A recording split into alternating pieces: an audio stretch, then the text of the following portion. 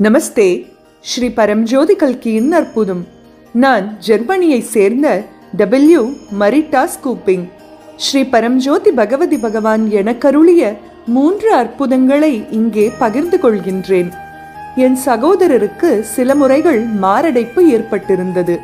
அவருக்கு coronary நாடிகளில் 6 ஸ்டண்டுகள் பொருத்தப்பட்டிருந்தன. December 2024 மத்தியில் இராணுவ மருத்துவமனையில் அவருக்கு நடந்த மருத்துவ பரிசோதனையில் ஸ்டண்டுகளுக்குள் இருந்த கொரோனரி நாடிகளில் மீண்டும் கிட்டத்தட்ட அடைப்பது தெரிய வந்தது. இது ஒரு பெரிய ஆபத்தாக இருந்ததால் அவரது கொரோனரி நாடிகளை திறக்க மருத்துவர்கள் சில நாட்களுக்கு பிறகு இதய கேத்தீட்டர் பரிசோதனை செய்ய விரும்பினர். ஆனால் இந்த பரிசோதனை பிற அவசர சிகிச்சைகளில் காரணமாக ஒத்திவைக்கப்பட்டது.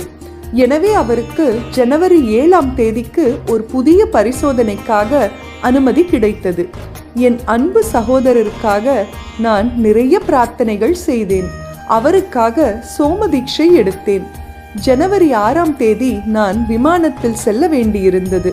விமான பயணத்தின் போது பின்னர் எனது ஹோட்டலிலும் நான் என் சகோதரருக்காக மிகவும் தீவிரமாக பிரார்த்தனை செய்தேன். மீண்டும் ஒரு சோம தீட்சையை எடுத்தேன். ஸ்ரீ அம்மாவிடம் அவரது பயத்தை போக்க அவரை தனது தெய்வீக கரங்களில் தாங்கும்படி கேட்டேன். ஸ்ரீ பகவானே வந்து அறுவை சிகிச்சை செய்ய வேண்டும் என்று பிரார்த்தனை செய்தேன். இரவில் ஸ்ரீ பகவான் என் சகோதரரின் இதயத்தில் வேலை செய்வதை கண்டேன். மறுநாள் மதியம் மருத்துவர்கள் முன்பு பார்த்த படிமானத்தை இதய நாடிகளில் இப்போது பார்க்கவில்லை என்று என் சகோதரர் எனக்கு ஒரு செய்தியை அனுப்பினார். அவரது கரோனல் நாடிகளை திறக்க வேண்டிய அவசியம் இல்லாமல் போய்விட்டது. மறுநாள் அவர் வீட்டுக்கு செல்ல அனுமதிக்கப்பட்டார். என் சகோதரரின் உயிரை காப்பாற்றியதற்கு அன்பான ஸ்ரீ அம்மா பகவானுக்கு மிக்க நன்றிகள். கடந்த சில மாதங்களாக நான் படிகளில் ஏறும்போது என் வலது முழங்கால் வலியால் அவதிப்பட்டேன். சில சமயங்களில் பிரார்த்தனை செய்து என் முழங்கால் குணமடைய சோம தீட்சையை எடுத்தேன். ஆனால் முன்னேற்றம் எதுவும் இல்லை. நான் விடுமுறைக்கு முன்பு பதிவு செய்த ஹோட்டலில் நிறைய படிகள் இருப்பதை நான் அறிவேன். விடுமுறைக்கு புறப்படுவதற்காக என் சூட்கேஸ் தூக்கி கொண்டு விமானத்தில் ஏறும்போது என் முழங்கால் இன்னும் வலித்தது. ஆனால் நான் ஹோட்டலை அடைந்த தருணத்தில் என் முழங்கால் முழுமையாக குணமடைந்தது. என்னால் எல்லா படிகளிலும் ஏற முடிந்தது. எந்த வலியும் இல்லை. என் அன்பான ஸ்ரீ பரம்ஜோதி பகவதி பகவான் என் முழங்காலை முழுவதுமாக குணப்படுத்தியதற்கு நான் மிகவும் நன்றியுள்ளவளாக இருக்கின்றேன். இப்போது 3வது அற்புதத்தை பகிர்ந்து கொள்கின்றேன். நவம்பர் மாதம் இறுதியில் ஸ்ரீ பகவான் எங்கள் கடந்த காலத்தில் இருந்து எங்களை விடுவிப்பார் என்று எங்களிடம் கூறினார்.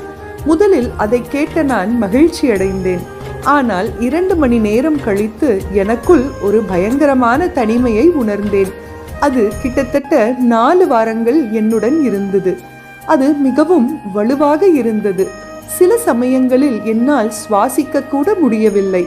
நான் மிகவும் தனிமையாகவும் சோகமாகவும் உணர்ந்தேன். சில நேரங்களில் என் அம்மாவை பற்றி நினைக்காமல் கூட அவருடைய பெயரை நானே கூப்பிடுவதை கேட்டேன். அது எந்த முன் யோசனையும் இல்லாமல் நடந்தது. கிறிஸ்மஸுக்கு பிறகு தனிமை மறைந்து போனது. மகிழ்ச்சி மற்றும் உள் அமைதி எனக்குள் மீண்டும் வந்தது.